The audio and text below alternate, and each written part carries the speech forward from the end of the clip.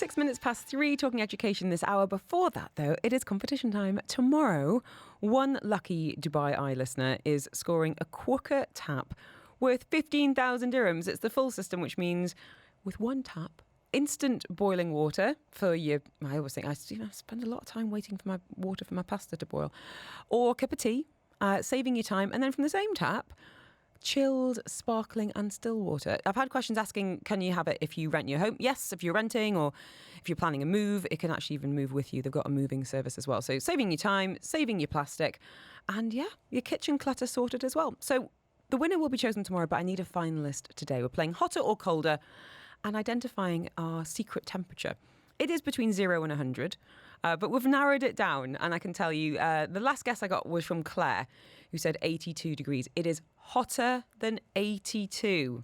So you mathematicians out there can figure it out. But basically, between 83 and 100. The first person to get it absolutely on the nose right is today's finalist, and we're saying their name just before the end of the show. So your guess, please. Pop that over on 4001 and your name so I can put you into the draw as well.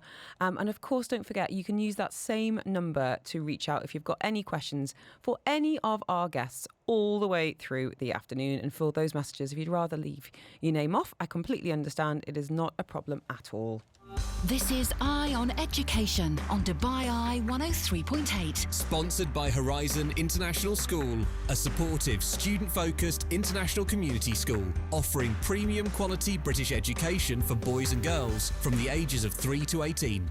We are getting to the point in the school calendar where there's excitement about graduation and school holidays, but also some nerves about what comes next. For many kids, it might be moving into a new classroom, a new year group, a new part of the school, or even a new school entirely. And this comes with expectations, different friendship dynamics, unfamiliar routines, and it can show up at that uncertainty in all sorts of different ways. That's why many schools run step-up days, jump-up days, designed to gently help kids experience that transition before the new academic year officially begins. So joining us today is the Assistant Principal, Head of Foundation Stage at Horizon International School, Rebecca Cregan, to talk about how schools and parents can work together to make these transitions feel, well, we hope, Rebecca, kind of exciting rather than overwhelming. How are you today? Hi, Helen. How are you? I'm really good, thank you. I'm good, except I'm dealing with because our daughters are year 4 and year 6, so the year 6 is going to be moving to a new school, and there's all this, graduation and new friends, and even the younger going into a new classroom and not knowing who their teacher's going to be and waiting to hear if they're going to be with their friends again. And it's a lot. It is a lot. And for parents who might be hearing these terms for the first time, Rebecca, what in your school environment, what are step-up days and jump-up days? And how do you think they're useful from, of course, an educational point of view, but most importantly, kind of an emotional perspective as well? Transition days are absolutely one of my favourite parts of the school year. It's a real chance for children and for teachers and for parents to meet the unknown. As what I call it. It might be a new teacher, it might be a new school, it might be new peers, new countries even, and new buildings. As head of foundation stage, I get to invite all of the children, the new to foundation stage, into school and their parents, and we try to start forming partnerships together. I think once you've really successfully transitioned children into school, the relationship between students and between parents and the school should be really, really smooth. And it's a chance for the unknown to become clearer. And I think that's all we want, isn't it? Whether you are a tiny tot starting school for the first time or a parent who's maybe got their own feelings about starting school, having something concrete, knowing what that classroom's going to look like, knowing which face is going to be greeting you at the door, it's just got this way of settling so many nerves. And I don't know if you do this at your school, Rebecca, but when we've moved up years in ours, it's been so exciting to meet the teachers, but most things our girls have really loved is like a little piece of paper that's got a picture of the teacher on, and then it's their chance to say what they're interested in. So this year, for example, it's been like, oh my goodness, my teacher also supports Chelsea. Oh, she likes running. Oh, she's got a dog too. And these little meeting points of connection and commonality that really humanise a teacher who can feel like quite a scary person. How do you introduce teachers in a way that feels kind of age appropriate and exciting rather than them being this big scary unknown? this is really hard to get right in one sort of style across the whole school. As you say, it's really age dependent. So in foundation stage, we start off with actually sending home a little PowerPoint video of the teacher that the children will be meeting, and it might be them talking about, like you said, the football team they support, if they've got children of their own, if they've got dogs, where in the world they're from as well. And then alongside that, we send out stories for the children to be the favourite story of the teacher, and she'll be reading it. We get to share that with our families, and then it brings life to the name of their teacher if they've not had chance to see them at transition day. Then further up the school, we send out biographies of our teachers as well, our new teachers and our current teachers, so families can familiarise themselves with the teachers that their children will be going to, and the students can really get to know a little bit more about the teachers that they'll be spending most of their day with as well. Oh, Rebecca, I love the idea of them reading a story, because it's the voice, it's the warmth, something you could listen to, once or probably 100 times, because kids love repetitive storytelling, and then that's another point of familiarity. And also what that also I think is really important to acknowledge, that there might be kids who are out of the country moving between cities, and how lucky are we now that we can show kids on a website, what the school's going to look like, play the PowerPoint, introduce the teacher. Tech's got it's got its demons, but it's got its perks as well. We're going to keep you with us, Rebecca. I've got more questions, especially with the little ones, because younger children can't always say, I'm worried, out loud. So we're going to be talking about maybe the subtle signs that parents can look out for, that a child might be feeling a bit unsettled. 4001 if you've got any questions for Rebecca Cregan from Horizon International. I had a message here from Melissa saying, our classes are being mixed up for next year, and I wish they were staying with friends after the last few months. Would love to understand how and why teachers decide when and how to change classes. So I think there are definitely, kind of method in the madness behind all this. So I'm very keen to hear from Rebecca about how that works, and of course if they are being mixed up, how to navigate that in terms of conversations with kids too. So 4001 if you've got any queries, what you're going through when it comes to changes in your home.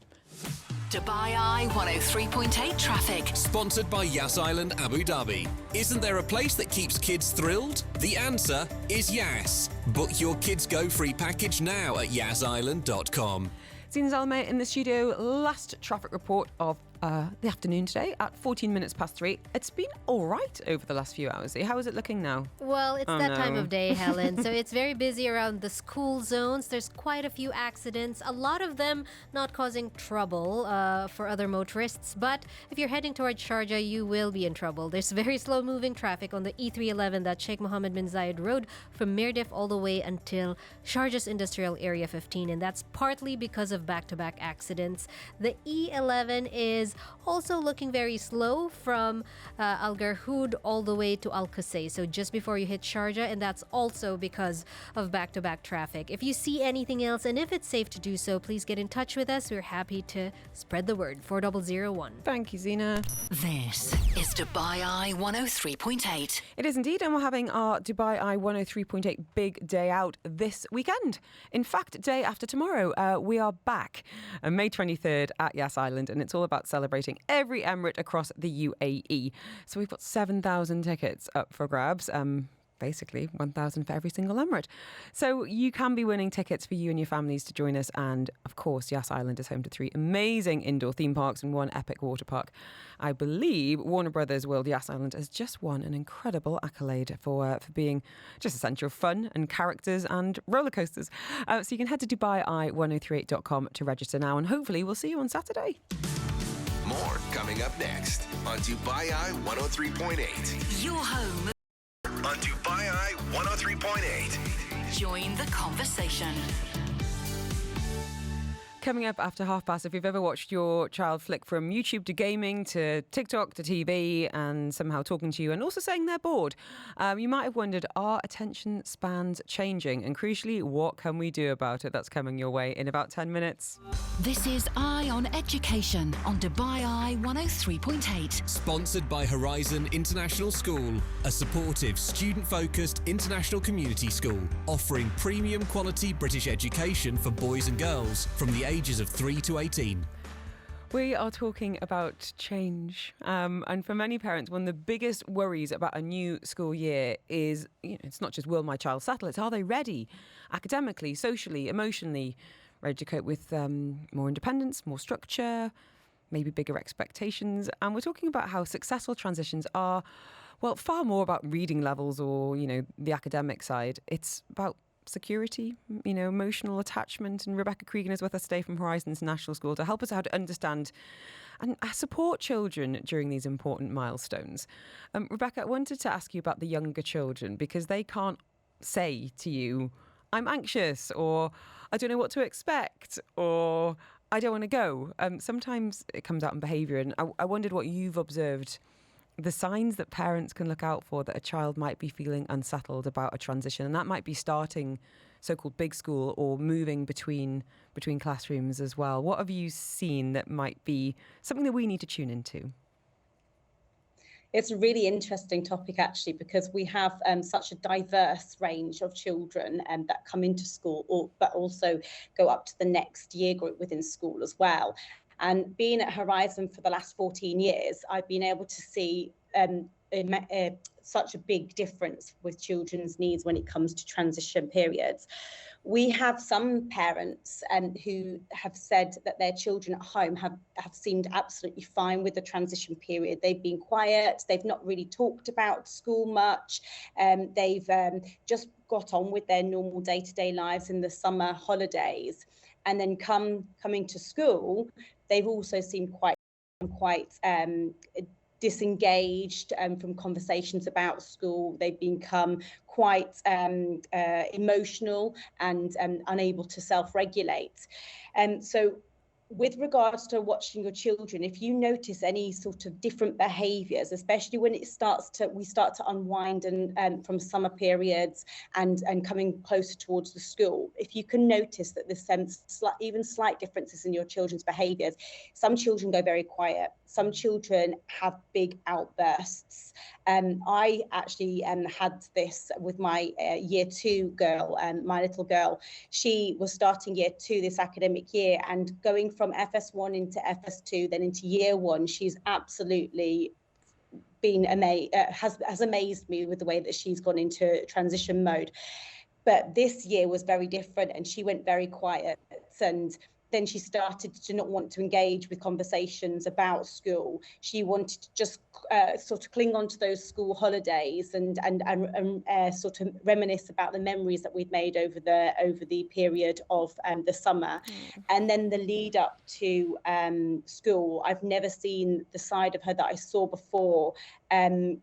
Just coming back, and she started to get extremely angry, extremely agitated. Her school clothes that we'd bought together in the holidays, they didn't fit her anymore. She didn't like her shoes. She didn't like the socks she was wearing. Just those little dislikes about anything to do with school became apparent, and then this huge outburst before we started school, and even first week into school. So it's talk. Yeah, and this is from you, who's been working in education for more than a decade and specialises in that age group. So it just goes to show that, we do need to be sensitive, and so much of it, and I'm certainly not talking about you, Rebecca, is that our own emotions really play into this as well. Kids can pick up on our anxieties about big school or even academic expectations as well. So in terms of language that you suggest parents use about excitement and positive reinforcement, what can be helpful and what can be unhelpful? I think to remain positive throughout, even if you've got huge anxieties yourself, and one of the biggest sort of tips I give to my parents when they first meet me and come to have transition mornings with me is hold on to the positivity that your child is going to have a great day. There may be a few wobbly days. There may be a week of wobbles. There may be an initial just 1 hour or 5 minutes at the beginning, but it gets better for them once routine and rigor has started to build up. And I think children see and students see their parents handing them over to another human being, and they need to see the trust there between mum or dad and the teacher or LA that they're handing them over to. And if they can see that there's a connection and a relationship already there between the adults, then the children start to feel really settled. So I would really suggest a positive language, and just generally using the words like, I'm trusting your teacher, and I therefore feel like you should trust your teacher. Just those general positive words about the new relationships that are going to start to be built. I've got a great question for you, Rebecca, here from Melissa, who's been in touch on 4001, saying classes are being mixed up for next year, so I wish they were staying with friends, especially after the last few months. Would love to understand how and why teachers decide when to change up classes. Now, there's going to be a practical side of this, I'm sure, in terms of class sizes and classes of years, but presumably also a bit of a development and emotional side as well. Would you mind kind of, I don't know, lifting the lid a little bit and tell us from a teacher point of view how those decisions are made and how we can talk to our kids about them as well, from Melissa? Of course, I'm actually going through this with my year 2 student. She's been with her friends since FS1, and it's now time to mix. There are several reasons, like you've just explained there. There's the social aspect of mixing, the emotional aspect of mixing, and then the learning needs as well, and learning through new peers. Teachers really take time to understand children's social groups and learning groups, and they can be very different social groups and learning groups. You can have children who are socially very engaged with one another, but they have completely different learning needs.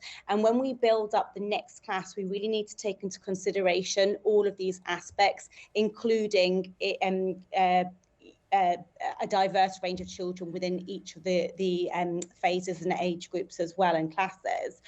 It's really important that, with Dubai being quite transient at times, that we offer children new opportunities to make new friendships, and to be able to transition. And we use the word transition as in transition in all ways of life. As adults, we face new transitions quite regularly, new jobs, going to new buildings, meeting new people. And these are the sort of life skills that we want to embed and give to our children at school, so they're equipped for different challenges. I think it's particularly important now when we have had these last few months of diversifying friendships, connecting with kids that maybe they haven't been with for the last year, discovering friendships. But I think that's really interesting to think that there might be a class that's been really cohesive and they're all great mates. But what does that ultimately teach them long term? Because what we want is actually, I'm not saying we want conflict, but there's always going to be more challenging dynamics that children need to learn how to navigate. And that might be a case of speaking up, about advocating for themselves, about, as you say, mixing with kids that hadn't been around before. And I know it's really challenging. And I've had this with mine as well, of saying, I really want us to stay together. And then 6 months later, they've got a lovely new group of friends that they didn't even know existed in the same school because of that momentary discomfort. But it is really reassuring. This is something that teachers take very seriously and coordinate. And I'm sure Melissa and other parents who've been through this, when they can, they will accommodate a couple of friends. So there is that familiarity factor as well. We don't want to make kids miserable as a learning exercise, but it is for the greater good. Lastly, Rebecca, as a mum and a teacher, what do you wish more of us, more parents, understood about our children's ability to adapt and thrive during these transition periods, and give us a bit of hope for the coming months? I do think it's mostly our anxieties and our concerns as parents that we think our children feel the same way. But when you've actually when you actually spend some time talking to your children about these new opportunities that might come up, our children really surprise us how resilient they are. We just look at what's happened to us over the last couple of months, and how resilient the children have been in coming back into school. And I always describe it as, before distance learning, we had routines and rigor in place. During distance learning, we created new routines, new rigors, and then even coming back after, we've created new routines, new rigors, and we've transitioned through each of those. Just look how amazing our children are. And resilience is something, and independence is something that children need to learn, and know that this will follow us through our life as a skill that we need to have. Absolutely. And that waiting on the other side of that classroom door is a teacher who's so excited to meet them. So thank you for all of the hard work that we've seen and that we haven't seen over the last few months, and of course through the summer and into term 1. But yeah, it's May, but the conversations do start here. So thank you, Rebecca. Massively appreciate your time today. Rebecca Cregan with us from Horizon International. Up next, we are going to be talking about concentration levels. How is yours? What have you noticed in your child? And I've had a message here from Banu. My son constantly watches short videos and says longer movies and books are too slow and boring. Is it possible to reverse it? That's the golden question, Banu. I'm keen to hear the answer myself. Over 195